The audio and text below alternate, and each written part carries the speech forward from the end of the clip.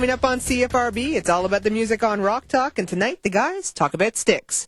For CFRB News, I'm Lori Paris.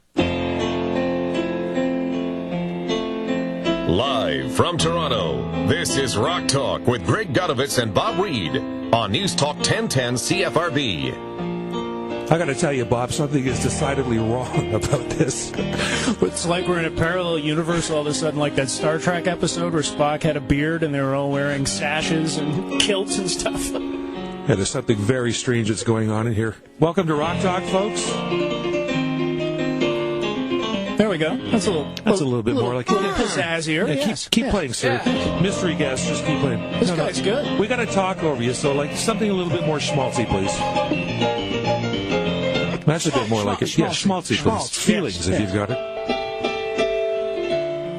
Oh, there we go. Okay, I think it's not really schmaltzy. It's McCartney. It'll do. On Wednesday, I went to the Mod Club and saw Mark Cohn that was on this very show last week. He was a great interview, I thought. And I'll tell you something, you should have seen him on Wednesday. He was amazing. 5-piece band. He's got Shane Fontaine, who was a guitar player when Springsteen fired the E Street Band. Mm-hmm. Excuse me, sir, you just continue if you're doing there.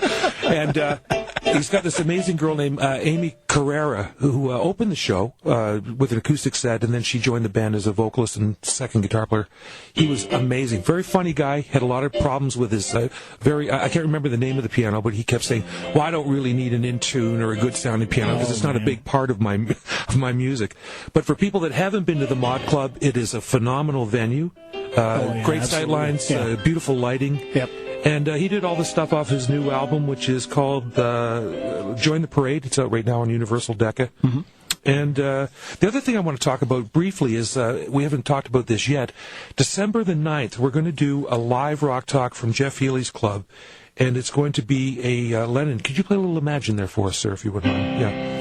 It's going to be a Lennon tribute, so we're going to have live guests. It's going to be starting at 5 o'clock. We'll go, of course, live to air. It's from 6 till 7. And then the big news is from 8 until 10 o'clock, My British Invasion Band have Mersey, which includes guys from the Bachman Cummings Band. We got Ron Sexsmith, guitar player, a couple of Gatto guys. But our special guests that night are going to be Stephen Fearing from Black King the Rodeo Kings, Liam Tipton, who's been on this show, Nick Sinopoli from the Bachman Cummings Band, Carpet Frogs, the great singer-songwriter Greg Wired, and Canadian legend Murray McLaughlin.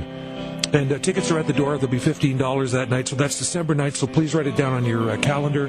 If anybody's on Facebook, or as I call it, Wastebook, just look up Greg Gudovitz. Information's up there. And it's also on the News Talk 1010 Wastebook site as well. It sure is. It's going to be a great, great night of music. Looking forward to it. Also on our show page at CFRB.com. And you know what? I can't help but thinking, Bob Reed, that this guy, this mystery guest, would be a really good addition to the John Lennon tribute, but we won't pressure him into it on air. Lawrence Gowan, my dear friend, welcome back to Rock Talk. Hello, Lawrence. Hello. Maybe not. Hi, fellas. That's debatable. Yeah. Lawrence is back with us. This is like your third time with us. You're becoming an old fort. Is that? Yeah, which that's an is acronym. That really necessary? That's an acronym, by the way, for friend of Rock Talk. That is lofty status. Yes, you're an old fort. Yeah. And glad to have you back, because tonight the focus is all about Styx. We've got you with us.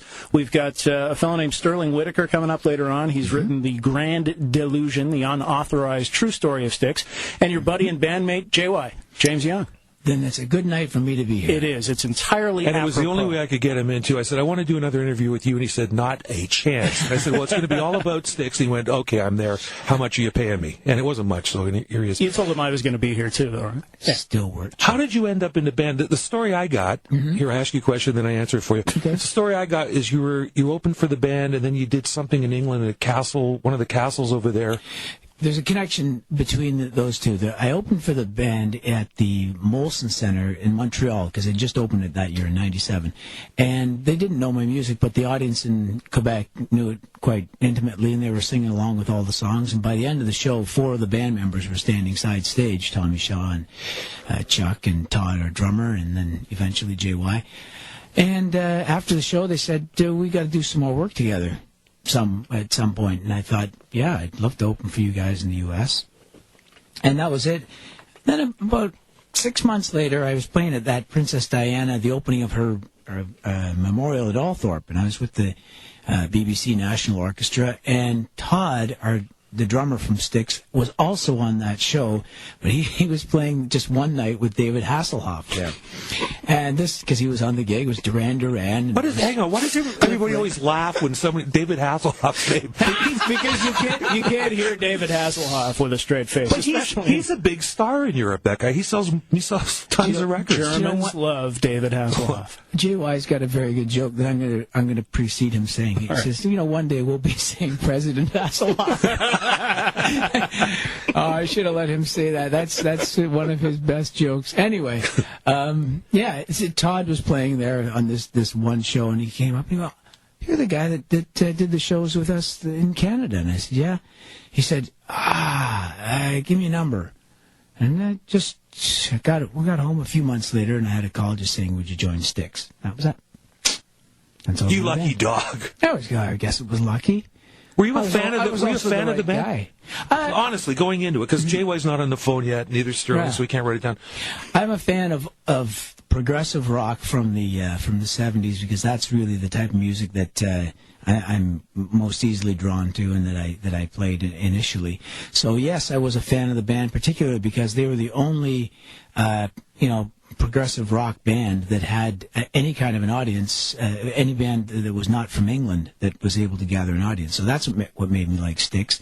And when I'd hear songs like Blue Collar Man and Renegade, I liked those songs immediately upon hearing them. Some cool piano parts too. Great. I mean, not many hard rockin' bands that also have that aspect to it. Well, sure. The keyboard aspect to the group I liked immediately, and I think Dennis DeYoung played some really good stuff on their records. And when I dissected it and started learning the material, which is nearly 9 years ago now, I began to really like what he played on those records. So I became a greater fan of the band once I saw them play live, and the first time for me was that show I did with them in '97, and I liked them immediately. And funny enough, the thought did cross my mind. I thought if I was going to fit into a band ever, I would fit into this one. And it's funny what your brain puts out there, that the universe can suddenly manifest. I can't believe Look at the Phoenix Lights, for example. Indeed. Do we have to talk about that again? No, please. I was going to say, I can't believe it's been 10 years now for you, because I still think of you as like, the new addition in the Styx lineup. But it's been a while now. Time seems to get very compressed the longer it keeps going. And it is funny when even for myself, I think I'm the new guy in the band, but I'm not. I've been in the band it'll be coming up on a decade pretty soon, and we have played all around the world a couple of times, and just done made a couple of records with them too. So you got all of that to it. We're speaking with Lawrence Gowan, and he's of course with Styx, and that's our focus tonight. Lawrence, of course, doesn't point out the fact that he also, when he was making up his mind to join Styx, picked up a copy of Polestar and found out the band was making $20 million a year. Here's the thing: the money is important. There's no getting past that. Except ultimately, you have to play that music each and every night. And my solo career, I'm very, very, very proud of, and I've made a lot of money doing that. So it wasn't a dire type of thing where I needed the dough. But I like the idea that they wanted to play A Criminal Mind right off the bat, and I like the idea of continuing to play around the world instead of just basically going back and forth in Canada and doing the little bits that I was doing in England.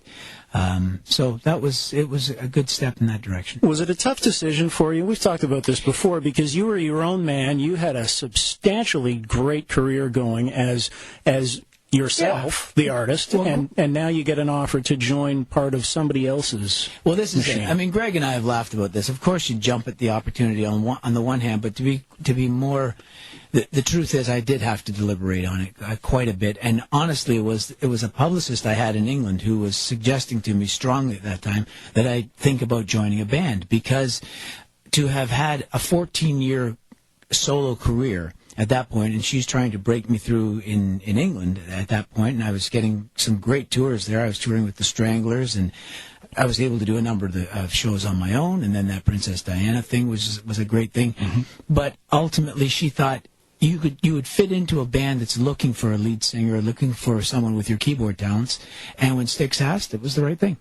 And away we go. We'll have more with Lawrence Gowan, also standing by in the wings, James Young, JY from Styx, and coming up next, Sterling Whitaker, the author of The Grand Delusion. Stick around, more Rock Talk after this.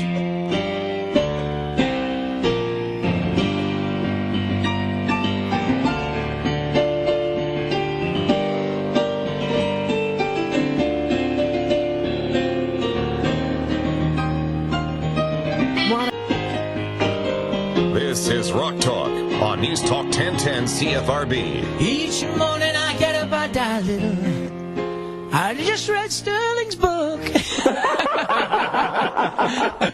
People are going, okay, wait a minute. I thought they were talking about Styx, and now there's Lawrence Gowan playing a Queen song. You know. What the heck? How does this all tie up? That does come together. You know, you're right, because now that I recall it, Todd said, God, if you can sing that song, you can sing any Styx material, and that's part of what the discussion was when he came back to America, and they said, how about getting the Canadian guy? There we go. Right, exactly. Yeah. It is actually documented in Sterling Whitaker's book, The Grand Delusion, the unauthorized true story of Styx, that Todd Zuckerman, the Styx drummer, saw you playing that song at an after party and said, oh man, if he can sing that, he can sing our stuff for sure. Sterling Whitaker, thank you for documenting that story and correctly all of the rest of it in this book, which Greg and I have both read and both thoroughly enjoyed, and we really recommend this to our audience. I got to ask you though, the title of the foreword, I think, says a lot, and that is, Styx was never cool. until they got a Canadian. Absolutely. Oh, mercy. But it begs the question, Stuart, if that's sort of the starting point, and I know you didn't write the foreword, it was actually Glenn Burtnick. It was a former member of the band. Who said that. But a lot of people felt that way. So how did you feel about Styx before you wrote this book, and why did you feel theirs was a story worth telling? Oh, my goodness. That goes back a long ways. You know, I was a big Styx fan as a kid, and like other Styx fans, I thought the band was plenty cool. You know what I mean? That sort of refers to the critical aspect of the band's relationship with critics and that sort of thing. Mm-hmm. And the band's never had a good time with the critical press for a variety of reasons, and so it's perceived in a way that isn't really true, and it's written about in a way that isn't really true. So yeah, I've always loved the band, and when I became a writer as an adult, actually a good number of years ago, I was working in Atlanta for a publication there, and Dan Yankees came to town, which of course was a little side group that Tommy Shaw was a part of.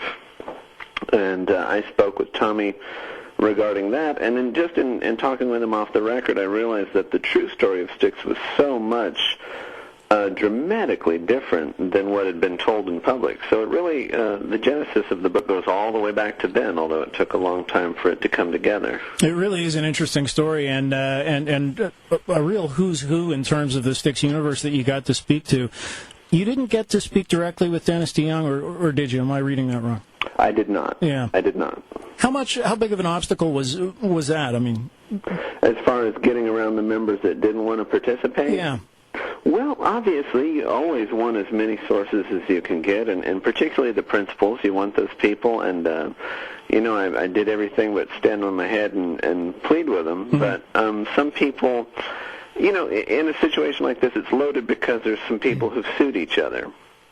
And when you've got litigation, that'll do it.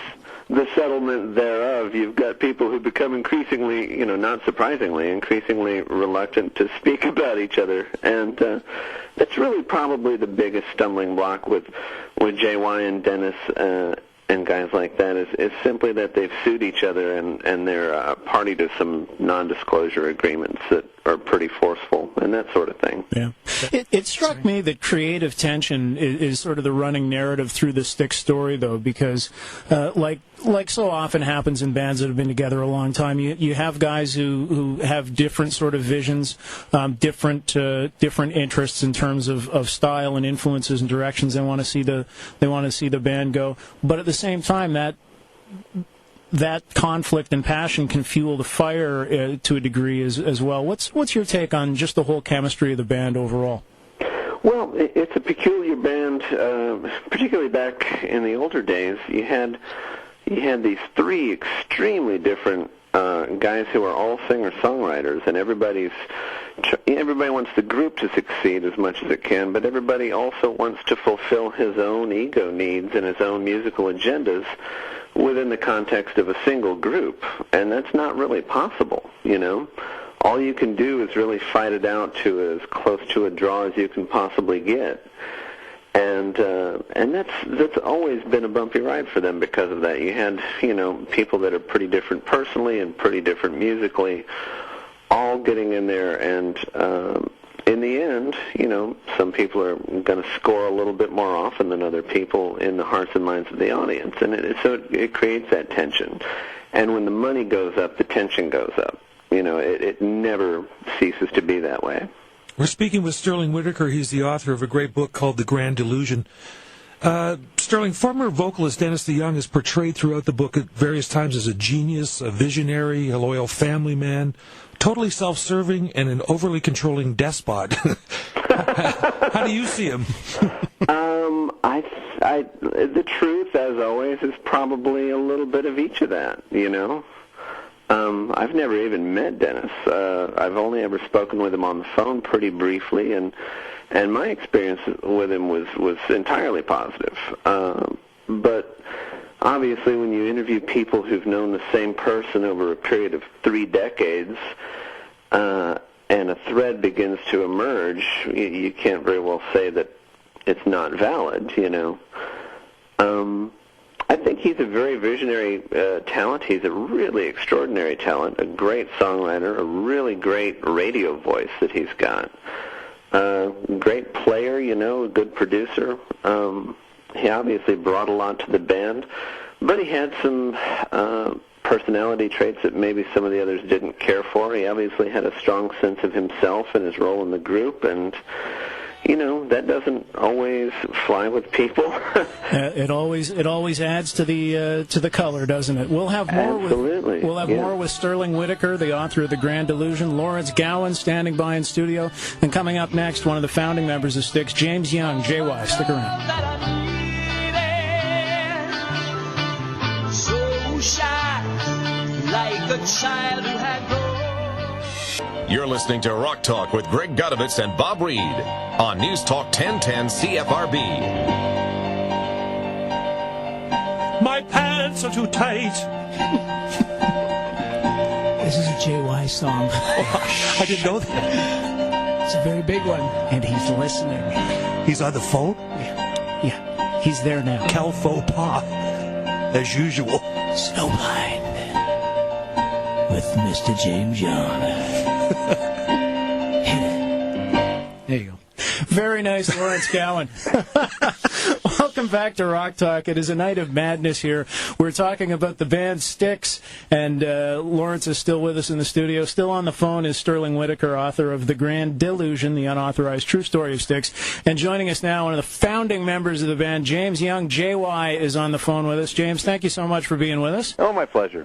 Bear with the madness here, but quickly, you guys, you started off just like, you know, this giant machine that it is now, and started off just like every other band starts off, I guess. A couple guys in the neighborhood in Chicago that could play some instruments and wanted to get going. What were the really, really early days like when you first hooked up with the other guys?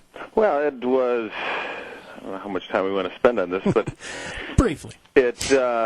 You know, we were 5 young men from the south side of Chicago that had a dream like every other 5 young men that played some instruments in a little orchestra combo, whatever, band, whatever you want to call it. And, you know, we all had big dreams and high hopes, but it's not easy making it from anywhere. And we were just fortunate that we stayed together long enough to not lose the momentum that we had built. And I mean, most notably, really, I was the Panazza brothers and Dennis DeYoung were very much into pop music and mainstream and into harmony vocals, and as a cover band, which is what they were when I got there, you know, doing things like the Beatles' Three Dog Night, the Crosby, Stills and Nash that used 3-part harmonies, and I was very much into sort of Mr. cutting-edge psychedelic Hendrix fan, and I was just out of college and looking for somebody that was actually had a working band, and they were making money. And the band that sort of fell apart around me before that was we played obscure rearrangements of album tracks and and tried to stay on the cutting edge, and consequently we didn't work very much, but they worked all the time, and they had a local manager that really sort of kept them going, and that's what I joined up to, was to actually earn money as a musician. J.Y. made the band rock. And that's what he did. He did. He comes across like that in the book. Have you read any of these books? Have you read Chuck's book? Is that for me? Yeah. Sorry, absolutely, I forget you can't see me. Yeah. No, I absolutely read Chuck's book, and having known the man since November of 1970, there was a number of things in the book that I had never heard come out of his mouth before, never really knew. What about Sterling Whitaker's book, The Grand Delusion? Have you seen that one yet, J.Y.? I've looked at it, but read maybe a couple pages. See, because I'm an outsider, but a guy that reads an awful lot of rock biographies, I got to tell you, I really enjoyed. I thought it was an even-handed look at the book. Of course, having said that, he wasn't writing about me.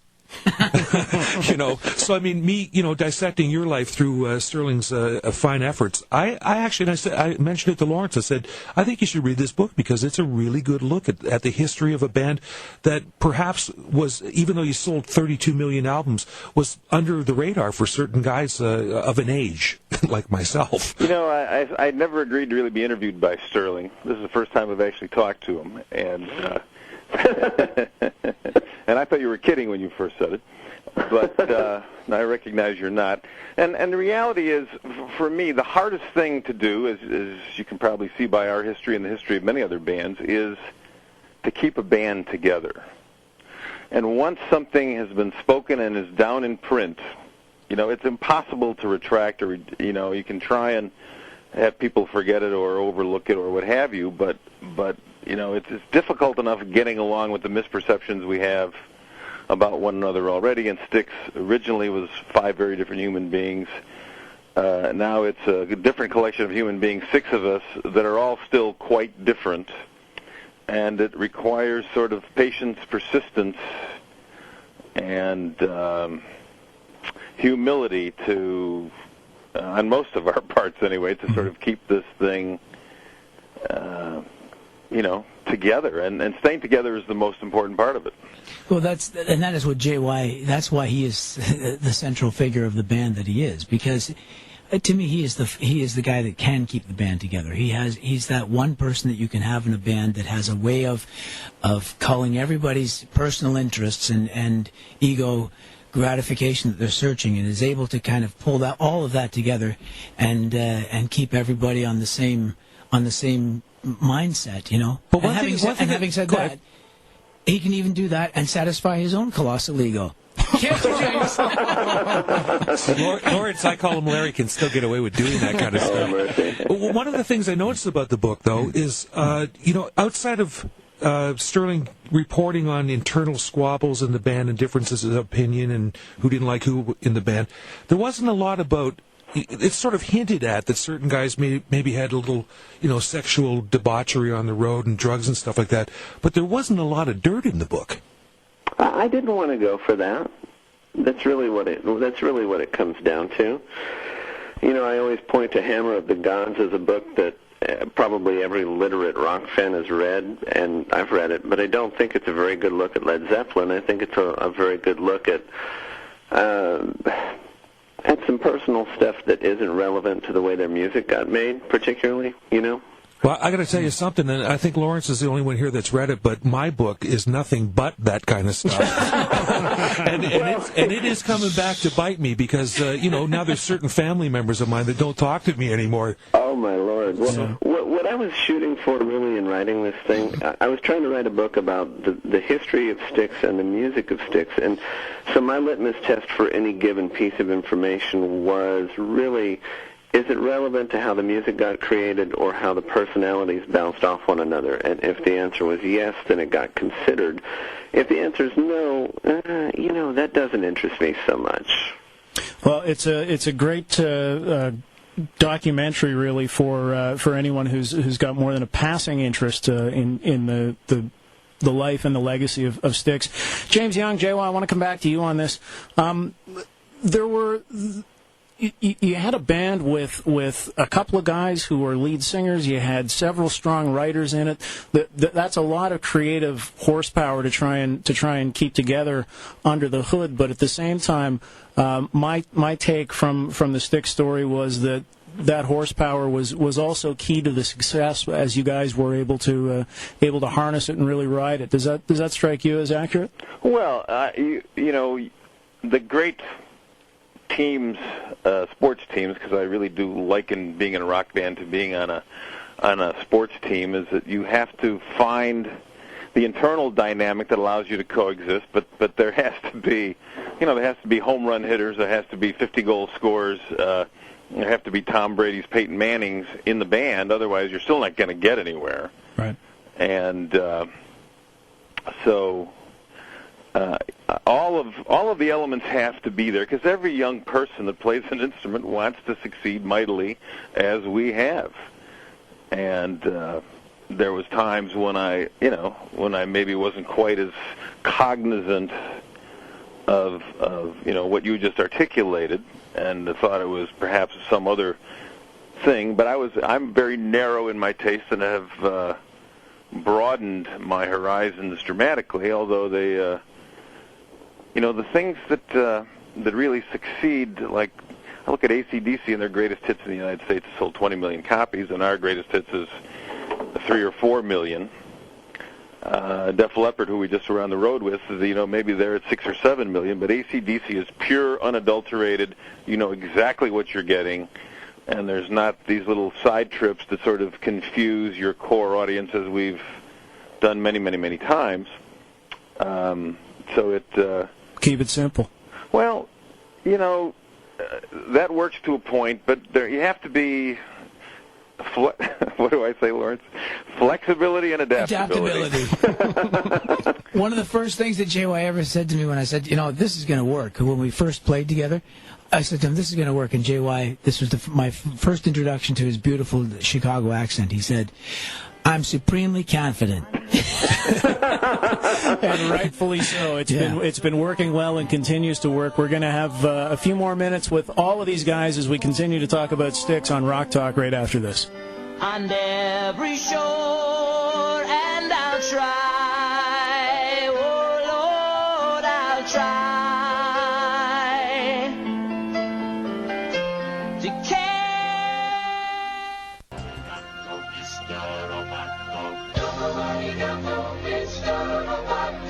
This is Rock Talk on News Talk 1010 CFRB.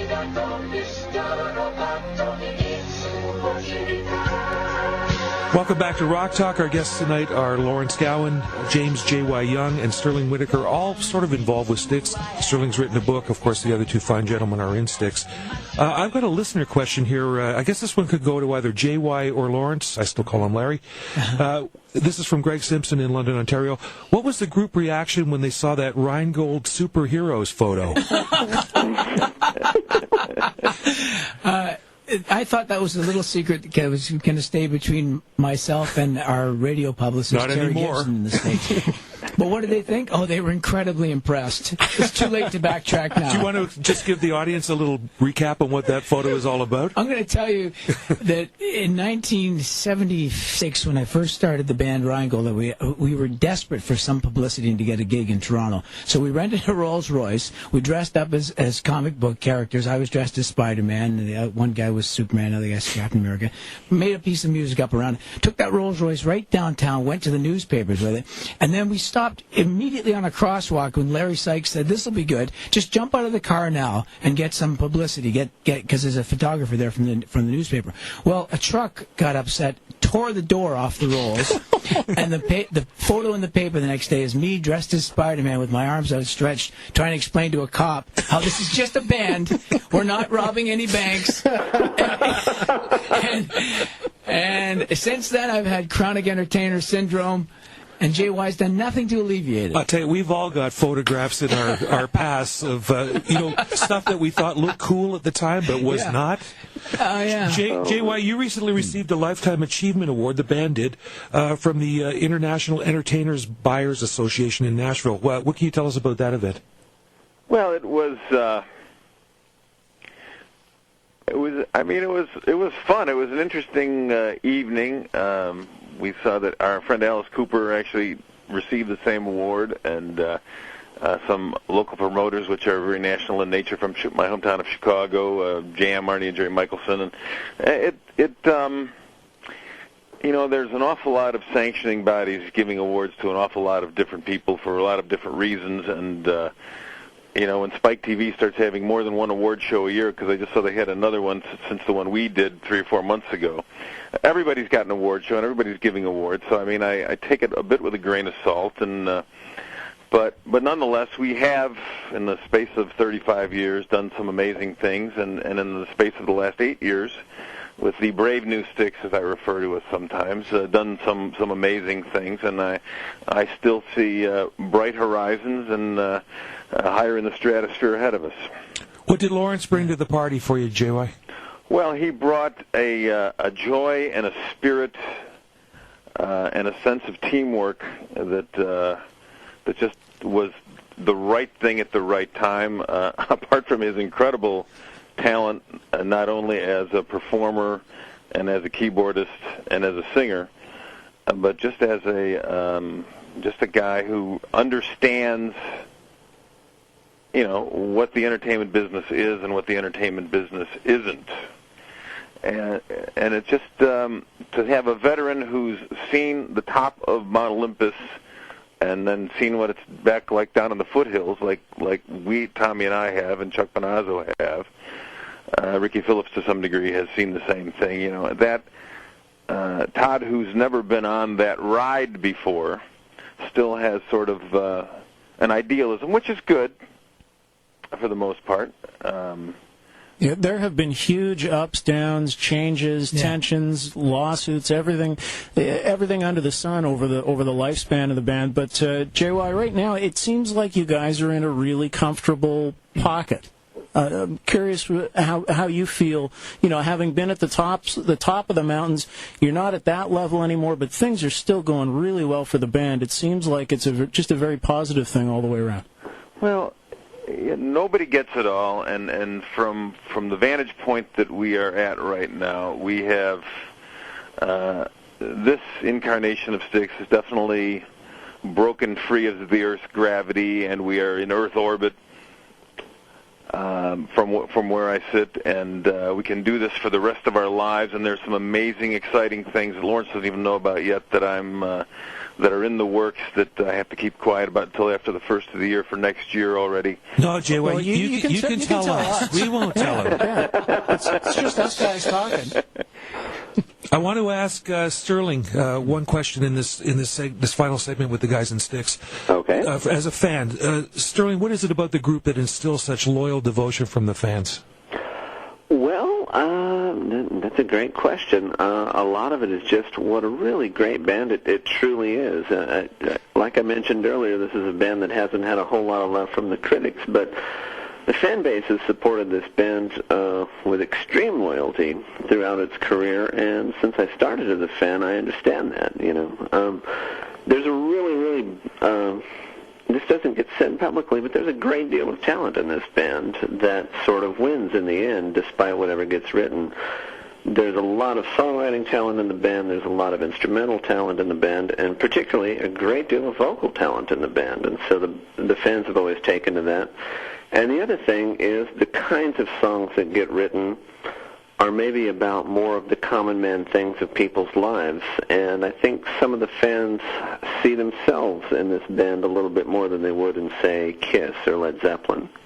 Well, it certainly struck a chord for many, many years and continues to do that. Thanks to all of you guys for being part of this. Lawrence Gowan here in studio. James, J.Y. Young on the phone, and Sterling Whitaker. Thanks to all of you guys for your participation. It's been a great discussion. Thank you very much. More Rock Talk right after this break. When we continue, we'll have Daryl Sturden from Sun Media after this. And I think we'll keep Lawrence, I call him Larry Gowan, with us as well. All right, he can stay.